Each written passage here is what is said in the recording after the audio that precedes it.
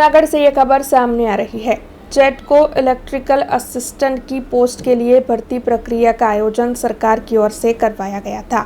ये भर्ती प्रक्रिया पूरी तो हो चुकी है, लेकिन नियुक्ति पत्र देने के वक्त भर्ती प्रक्रिया को रद्द कर फिर से लिखित इम्तिहान दिए जाए, ऐसी मांग सरकार ने रखी है, जिसके मद्देनजर जूनागढ़ में जेट को भर्ती प्रक्रिया को यथावत रखने के मामले छात्रों ने सूत्रोच्चार कर कलेक्टर को आवेदन पत्र देते हुए इस मामले में रोष प्रकट किया है।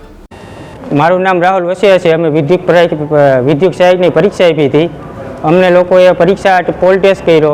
पोल टेस्ट कर्या पछी 6-7 महीना पछी अमने लेखित परीक्षा आपी अने ई पछी लेखित परीक्षा पछी अमारे पास थया एटले अमारुं मेरिट बन्युं।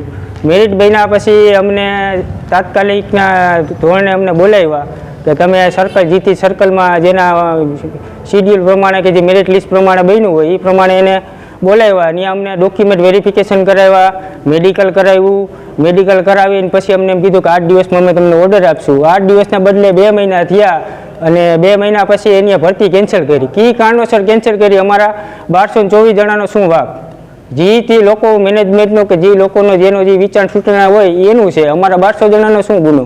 અમે મહેનત કરીને આવ્યા છીએ।